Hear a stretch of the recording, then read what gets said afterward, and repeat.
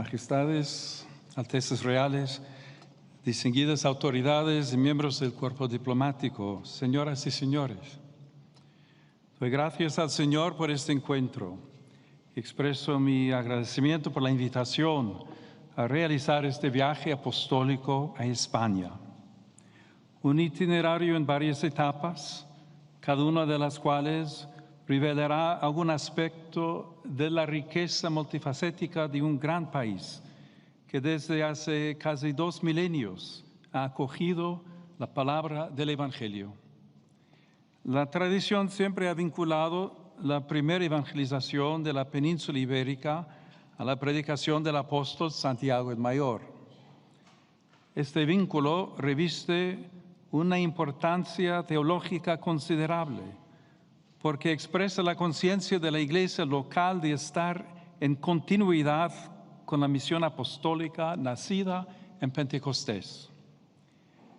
El vínculo antiquísimo entre la fe cristiana y esta tierra, si bien por un lado no agota la multiforme identidad de vuestro pueblo, por otro ha moldeado profundamente su cultura y representa una fuente de esperanza y de orientación entre los desafíos que hoy, como familia humana, debemos afrontar juntos.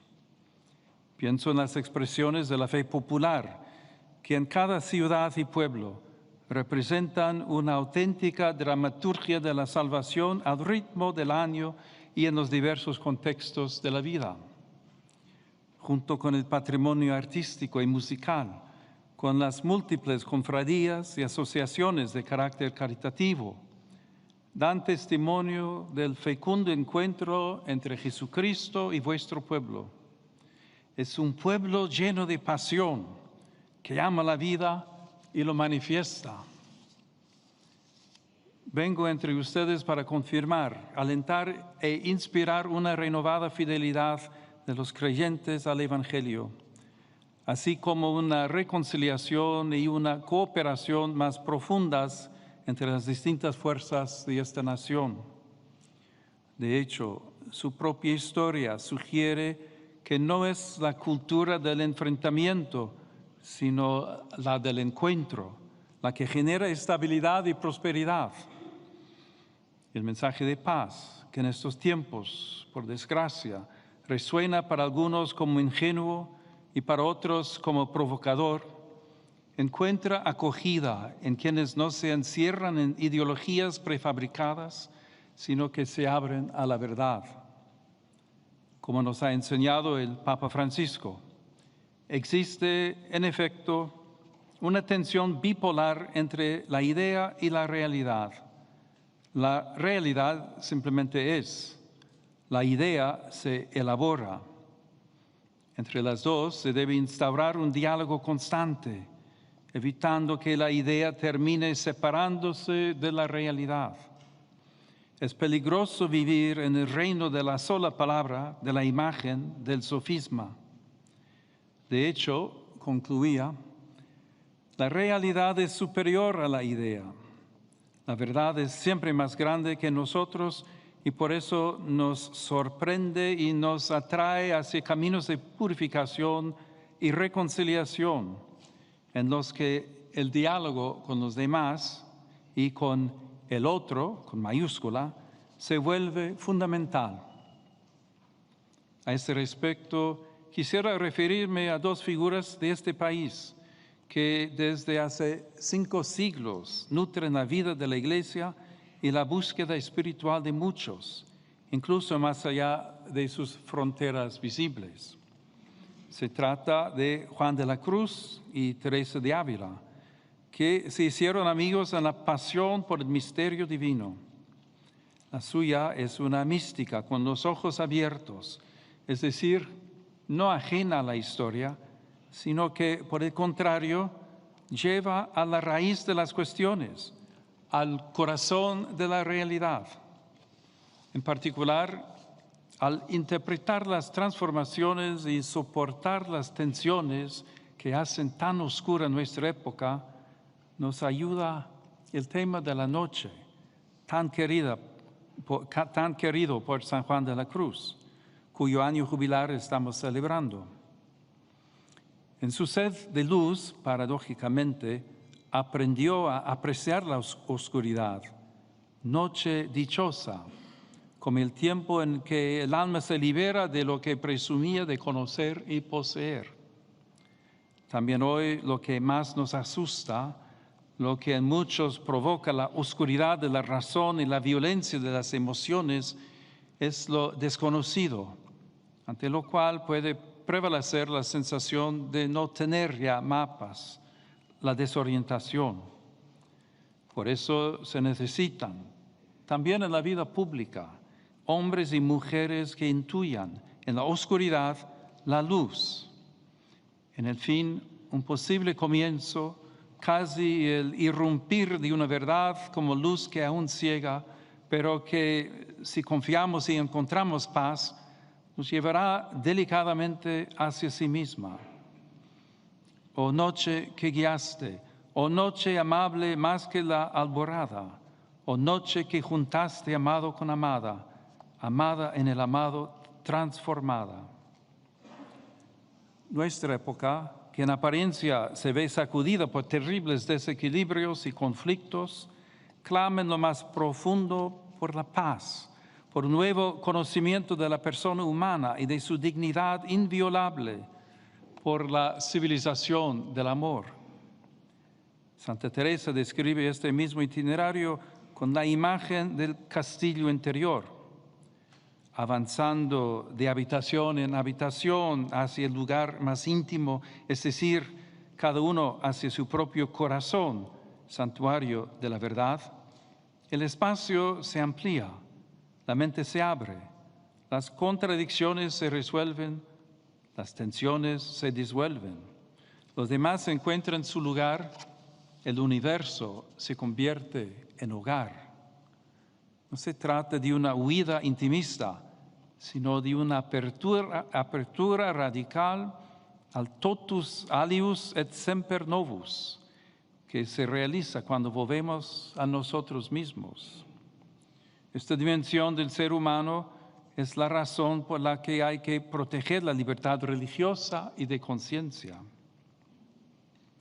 Hoy la tentación de ganar popularidad, avivando el fuego de las polarizaciones, parece crecer en lugar de disminuir. La dignidad humana no deja de ser violada. Por eso necesitamos cultura, interioridad, una educación libre y de calidad. Necesitamos trascendencia. Y sin embargo, desde estas noches oscuras, hombres y mujeres fieles a la verdad se han visto impulsados a avanzar de estancia en estancia hasta el punto en que en la conciencia la justicia y la paz se abrazan. Es de su libertad que aprendemos a ser libres. La Iglesia Católica está al servicio de esta sed de corazón humano, no de forma impositiva, sino con el testimonio evangélico respaldado por una multitud de mártires y santos. Y hoy está dispuesta a ponerse al servicio del futuro de un pueblo que busca la reconciliación y la paz. Invito a todos, por amor a la verdad, a abandonar las narrativas divisivas y polarizantes de vuestra realidad social y de su historia, para pasar de las simplificaciones estériles a la apreciación fecunda de la complejidad. Veo aquí una vocación específica de Europa, de la que España es protagonista, original y fundamental. Es el regalo que el viejo continente puede hacer al mundo si quiere permanecer joven, pues joven es quien siente que tiene un futuro y una misión que aún interpelan.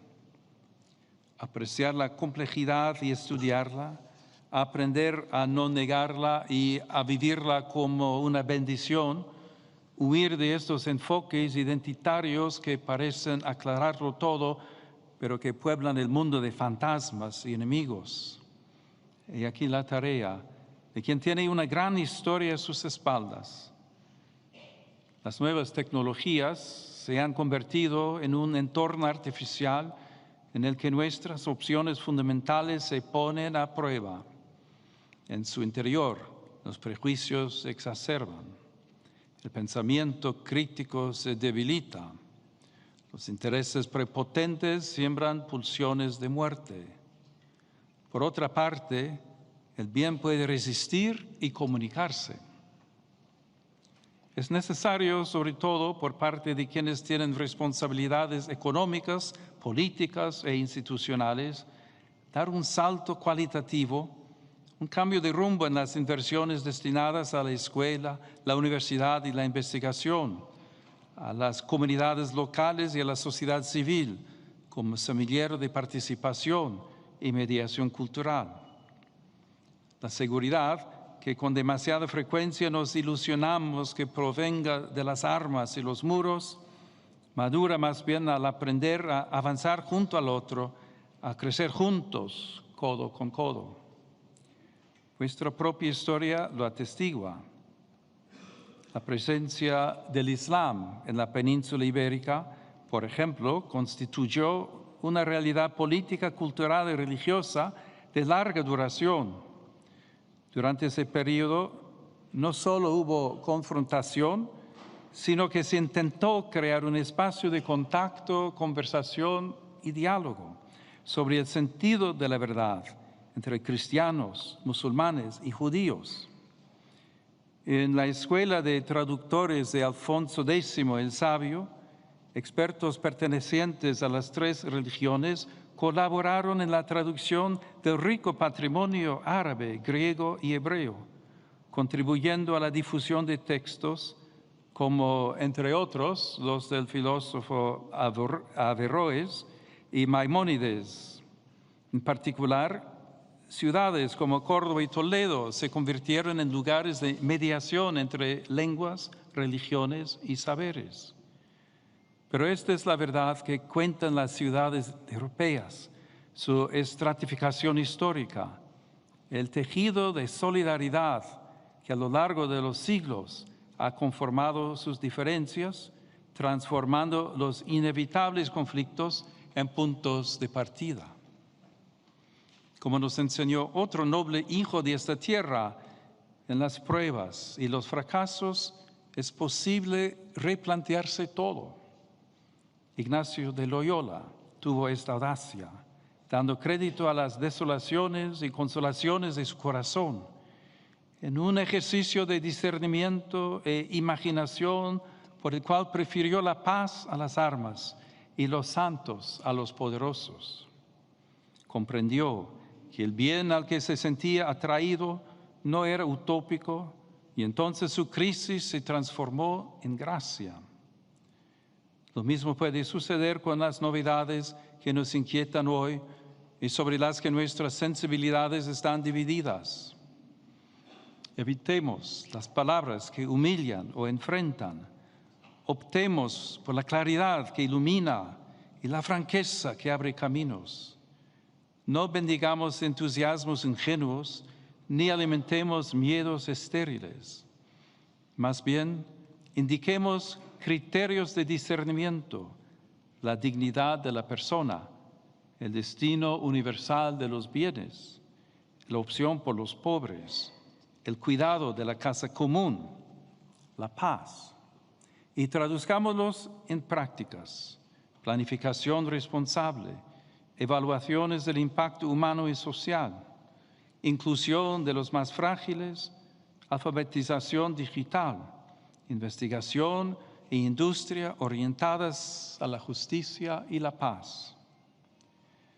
Majestades, altezas reales, señores y señores, expreso mi agradecimiento a vuestro país por su fidelidad al derecho internacional y al multilateralismo, que se traduce en un compromiso activo con la paz y la solidaridad entre los pueblos. Al mismo tiempo, animo a cultivar también en su interior el diálogo y la amistad social, a tener en cuenta las perspectivas de los pobres y los jóvenes al imaginar el futuro, a armonizar las demandas de autonomía y de unidad y a impulsar el proceso de unión europea no en oposición a otras potencias, sino como un don para toda la familia humana. Que Dios bendiga a España,